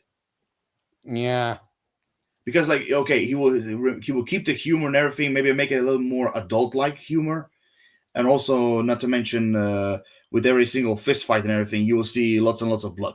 Yeah, and for the type of Asterix franchise that it is, that doesn't work.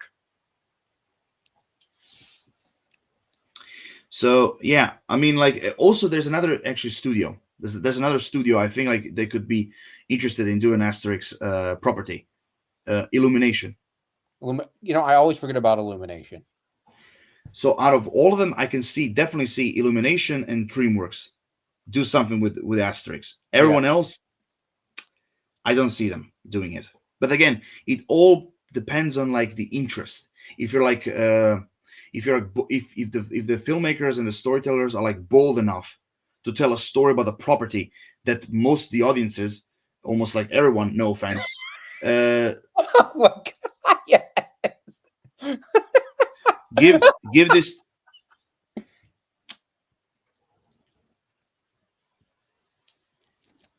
Wait, wasn't Sonic who did the Smurfs? Who did? I forget who did this first. Oh my God! Give this to the creators of the latest Smurfs anime movies. I'm sure they will do it justice. Oh God! Don't push my buttons, not your normal geek. Okay, don't push my buttons. Oh God! but seriously, who did Smurfs? I think it was Sony. Yeah, it might have been. Let me see. You could give it to the creators of Dragon Ball Evolution. Shut up. They would kill that movie so badly. Oh no! It was Paramount Animation. Yeah. No, okay. So Paramount Animation is off limits when it comes to Asterix. Off limits. Yes, and so are the creators of Dragon Ball Evolution. No comment about that. They should. You know who I would give it to if he were a director, because I actually think he would actually do his best to get it right. I know he's an actor, but if he were a director, I give it to him. James Marsters. Okay. I can see it. I can see him in a strange way. I can see him. The only reason is because you'd have to give it to somebody who like would want to stay faithful and wouldn't want to like make too many changes. Which voice actors would you like to see partake? Oh, well, I mean, the ones they used for Asterix and the Vikings were actually not too bad. Like for example, when they did the Asterix and the Vikings anime movie, uh, Paul Giamatti voiced Asterix and Oh, Brett Garrett voiced Obelix. see, I could almost hear Eric Stewart in there. You know, actually, who I can see as Obelix, like the voice, I mean, but it would be like very British centric. Nick Frost. Okay, I could see that. Yeah, Nick Frost. For what's the name of the actor? What's the name of the actor who I forget his name, but like a young British. There's another like British actor who I can see him as the voice of Asterix because like he really fits the tone and everything. What was he in? Primarily he's a comedian. Ricky Gervais? No, Jack Whitehall. Oh, okay. Yeah, I can see him as Asterix. You know who I could almost, you know who else I could almost see? He'd be a comedian. I could almost see Jim Gaffigan. Mm, mm. I I mean, mean, one of my friends. if One of my they friends. if they did Go that, ahead, go ahead. if they did that, they'd have to lean really, really hard into the comedic stuff. But I could hear that. Yeah, I mean, for me personally, like this was some of my friends told me that they would love to they could see like John Goodman voicing Obelix, but I think he's too old to voice him. Yeah, like I mean, I love his voice. His voice is unique, but for Obelix, it wouldn't work, honestly, What because like about here's the what about Chris Sabat? Could he work? hmm. I mean, I have to see the picture because sometimes what was it Chris Sabat. nah, too rough, too rough. No, Okay. because here's the thing. Obelix, he needs to have a deeper voice, but in the same time, he needs to be gentle. He needs to be playful. He needs to be comedic. He needs to be um, um, like emotional a little bit. You know, Christopher Sabat, like his voice is too rough, Okay, that's and it wouldn't fit. Like I said, Brett Garrett for me was the closest when it what comes to about Obelix. Excuse me. who could you see as Caesar? Oh, well, definitely an older actor for sure. See, You know what? you know who I could hear as Caesar personally, but if Who? they got him, they'd have to have a pretty big budget. I could see James Spader. Nah, no, I can't see him because Julius Caesar in the Asterix is a very specific persona, very like emperor wise, a very Roman emperor conqueror wise personality. So he needs to Oh, have that. He needs to have that charm, that ego, uh, like being full of yourself and everything. You know, actually, who I can see him voice Julius Caesar hmm, because through his voice I can see it. One of my choices is definitely Giancarlo Esposito. okay. That him. Have you ever heard of like the actor Rupert Everett, Yes. the guy who also voiced Prince Charming in Yeah. Shrek? Yeah. I Okay. can see him as Julius Caesar as What, well. what about? Oh, his name's escaping me. The old guy from. I'm trying to remember his name. Villain.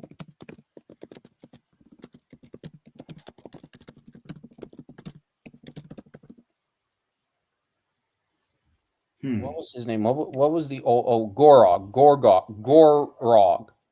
John Rubinstein. As the voice of Obelix, or No, as Caesar. Is that who I'm thinking of? Rubinstein? Yes, yeah, that's what I'm thinking of. Rubinstein. um, maybe. I know he has like a powerful voice.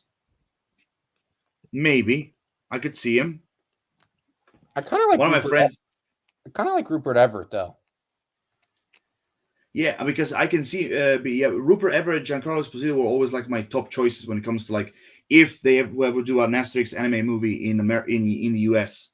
Those two will always be my top choices. Okay, so who is Asterix then? Asterix now, he is a little bit challenging because because for Asterix you need to be energetic. You need to be high spirited, very like like brave sounding. Also like at the same time like being a little bit like sometimes a little bit like full of yourself. Also a little bit cocky. Okay, well, I can think of two people. Justin Long, maybe? And who else? Yuri Lowenthal.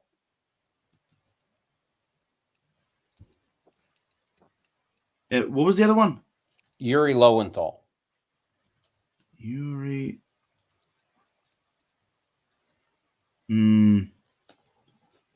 Could you tell me their names again? Okay, so the first one is Justin Long. Oh, Yuri Lowenthal. Wait. Oh yeah. I know the guy. He voiced Spider-Man. Was he? Did he voice Spider-Man in the video game? Right. Yeah. Yeah, and he also voiced a character in Naruto as well. I mean, okay, I could see him, but he sounds a little bit too young for him. But I could see him. I could definitely see him. And who was the other one? Justin Long. Justin.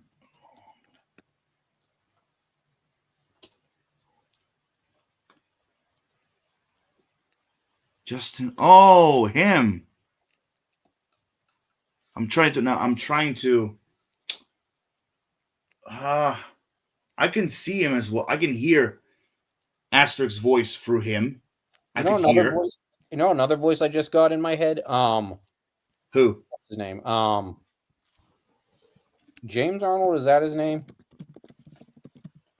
James Arnold Taylor.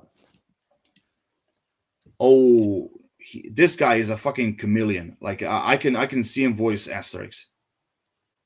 I mean, the guy going from Ratchet to Obi-Wan Kenobi. I mean, I could definitely see him do something with Asterix as well, for sure. I like. So basically, like I said, so for Asterix, it needs to be positive, high spirited, very energetic, very warrior like voice, but also at the same time, but also at the same time have like a lighter tone. I mean, do you understand my kind of like? Yeah. Wait, I just watched the Asterix and Obelix The Big Fight trailer. Looks very at home and on Netflix. Looks like many other animations they have on their platform. Is it worth to watch? Hell yes. Oh, fuck yes. Trust me, not your normal geek. You should watch it. Yeah, I mean, like, first and foremost, animation wise, very creative, very colorful, very unique style. At least, like, for me, because the only thing I will say about the Asterix and Obelix The Big Fight, the only thing I will say is that the style of animation, like, they're trying to combine 2D and 3D, and also at the same time, giving you this feeling like you're reading a comic book. How does it stack up against Troll Hunters? Oh no, Troll Hunters is a very like traditional DreamWorks animation. Like Asterix, Obelix, and Big Fight, that animation is very unique. Like Notre Normal Geek said, it looks like traditional, but there are so many different things in it that makes it unique. Like I said, the feeling like you're reading an actual comic book. Mm-hmm. So I'll definitely, so yeah, for if not your normal geek is still watching, like I will definitely like suggest him to give it a go with the big fight. It's like 5-6 episodes long. Like you can watch everything in 3 hours. By the way, side note, not your normal geek. Watch Troll Hunters. Really good show. I'll try an episode or two. Oh, Okay, you'll try 1 or 2 episodes. Okay. Feeling like you're reading while watching a movie goes hard.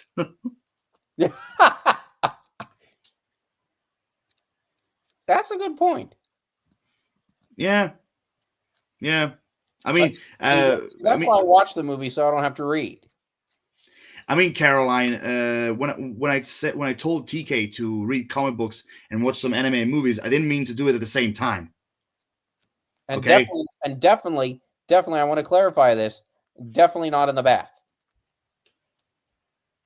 Right. Oh boy, it's not gonna be the same thing without him. No, but that did make me think it was so. You wouldn't. I laughed. TK, go read a comic book. You heard her, TK. That's an order. I do want to ask though. So you wouldn't. So I could either start by reading the comics or watching the movies. Like there's not like one or the other that like would be better first. For me personally, it's you can start with either of those. But no, I mean you can start with either of those. You can start with anime and movies. You can start with the comic books. I mean, it's your choice. Like I said, I was introduced through the movies first, and then I started reading the comic books. So in the end, basically, I started to appreciate both of them. What? Mm-hmm. Oh no, that was never mind. I was just going to ask a really dumb question. I was going to say what studio did it on Netflix, but it would have been Netflix. Okay, never mind that question. Well, Netflix was more like a streaming, Netflix was more there because of the budget and the streaming, but the studio behind Asterix and Obelix: The Big Fight was just a second.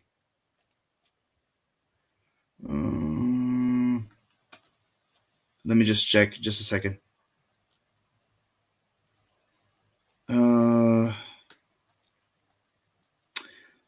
I mean, there were basically three: Les Editions Albert René, Legend Films, and TAT Productions. Yeah, like basically Netflix in this case was basically there for the budget and for the streaming. But I'm telling you, like again, I will say, I mean, if you don't believe me, go watch my Asterix and Obelix: The Big Fight review. But basically, like Asterix and Obelix is one of the best things that came out of this franchise. You know, it sounds like just the premise and everything. It sounds like the kind of thing that I could see if it could get a little more recognized over here. It's the kind of thing I could see taking off over here. I could see it too, but again, it all depends on getting the rights and also the interest. Yeah, I mean, then again, you would think Case Closed would have taken off over here too, but well, I mean, Case Closed. I mean, that's a different thing. I mean, Case Closed. It's also really famous in America as well. It never took off over here as well. Like, for whatever reason, it never took off over here like as well as it has other places, though. I mean, some of the things sometimes take slowly. They take a slow step basically to get more appreciated. So some of them get appreciated more early on, and some of them get appreciated a little bit more slowly.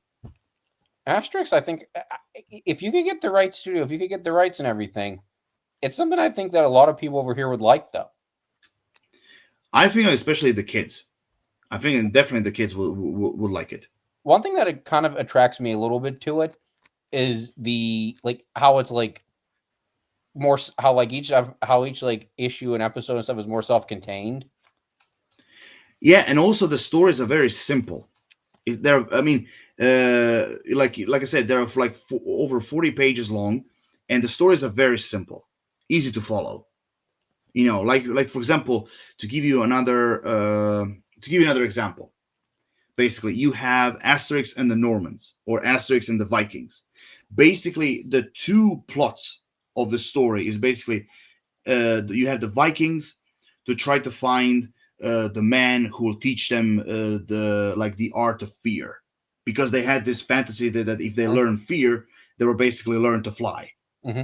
On the other hand, on the other side of the story, you have like this kid who basically is the son of the Gaulish village chief's brother, and basically he came all the way from Lutetia, which is basically back then was Paris. He came all the way from Lutetia to their village so that Asterix and Obelix could teach him how to act like a warrior, how to be a man, basically. And the guy was like, the little kid was like 100% coward, you know.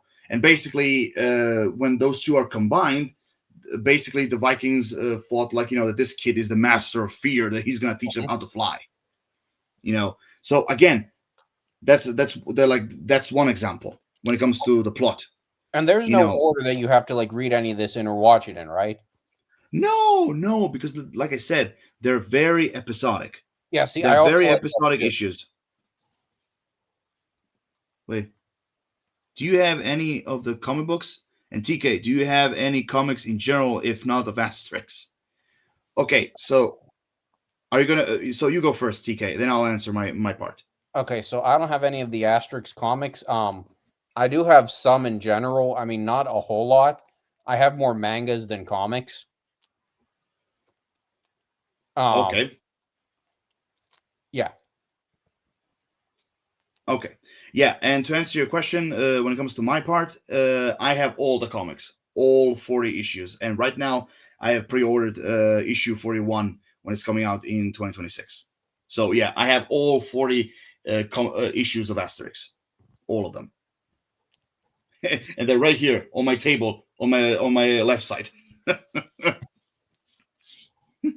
See, I kind of like the idea that like you could like there's not an order, like you could jump in anywhere. That's another reason I think this could work over here because like that's one of the things that at first back like in the first like decade of the MCU I liked about the MCU is like the movies were like structured in such a way that like you didn't necessarily have to watch in order. It helped, but you didn't necessarily have to. um so I think that's another element that I think a lot of people would dig if they could get the right studio, the right cast. I think a lot of people would dig that. Yeah, I mean, for example, there's a story there's one of the issues of Asterix called Asterix and the Great Divide, which is basically a parody of Romeo and Juliet, basically. You know, you have that. Then you have Asterix and the Black Gold, which is basically a story in which like it is revealed that that their druid basically uses I'm not kidding you, oil, as one of the ingredients for the magic potion.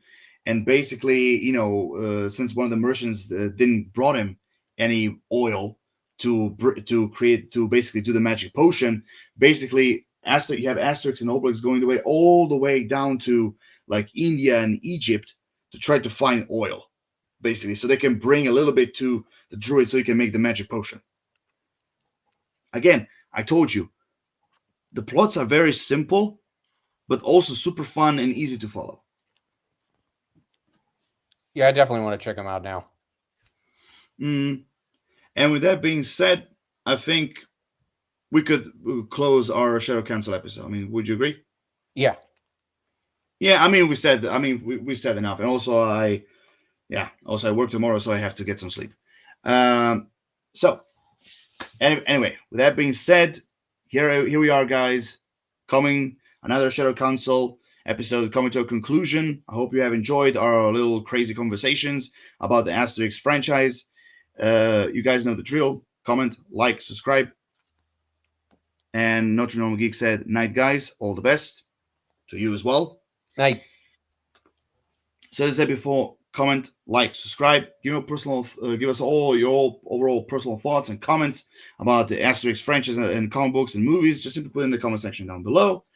And stay tuned for more. As always, Laura Shadows signing off. TK the Lucky Bastard out. See you guys next time, or as I like to say, later, fuckers.